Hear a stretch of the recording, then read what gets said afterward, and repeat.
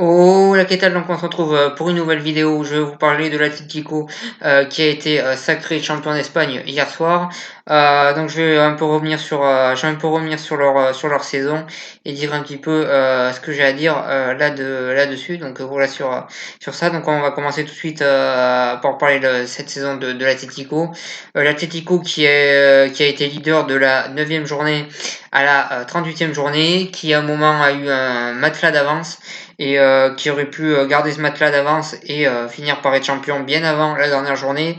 Mais ils ont quand même joué longtemps à se faire peur, ils ont perdu des points à des moments importants et donc à force de jouer à ce jeu-là, ils ont fini par seulement être champions à la dernière journée. Donc voilà sur ça, ce qui prouve qu'ils n'étaient pas en totale maîtrise non plus. Mais on a quand même vu un Atlético qui a montré des choses qu'il n'avait pas montré les années précédentes. On a vu un Atlético qui, certes, dans les gros matchs, reste une équipe très défensive, ce qui ne leur a pas vraiment servi, notamment en Ligue des Champions.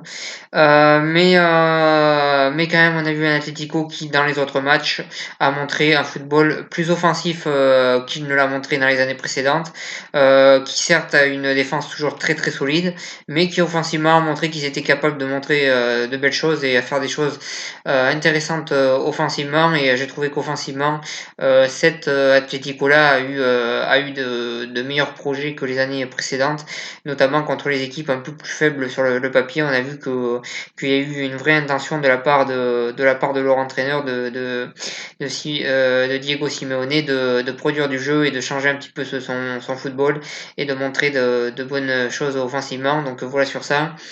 On a vu un Atlético qui, selon moi, mérite d'être champion car ça a été, durant toute la saison, comme je l'ai dit, la meilleure équipe. D'ailleurs, ils ont été leaders de la 9e journée à la 38e. C'est clairement eux qui ont été les meilleurs.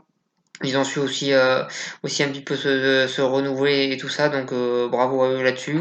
Et puis ils ont su recruter des joueurs qui leur ont montré des bonnes choses. Donc voilà sur ça, je pense bien évidemment à Suarez qui marque le but, qui marque les deux buts peut-être les plus importants de la saison pour l'Atlético, deux week-ends de suite, qui montre que malgré que le Barça l'ait un petit peu jeté à la rue comme un malpropre, il a encore largement ses capacités de jouer à un très très bon niveau et il répond de la meilleure des manières et il montre à tout le monde qu'il est encore loin d'être fini, donc bravo à lui. On aime ou on n'aime pas Suarez, mais c'est quelqu'un qui se bat et c'est quelqu'un qui donne tout et il l'a encore montré cette année et bravo à lui, donc voilà sur ça.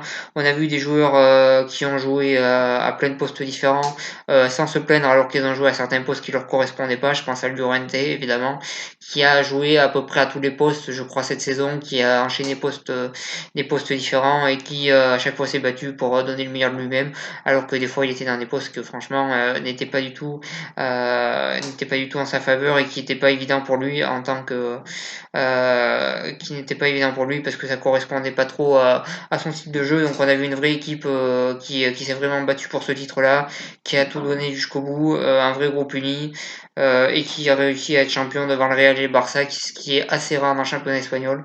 Donc bravo à eux en tout cas, et pour moi, comme je dis, c'est mérité. Donc voilà un petit peu ce que j'avais à dire sur cette courte vidéo.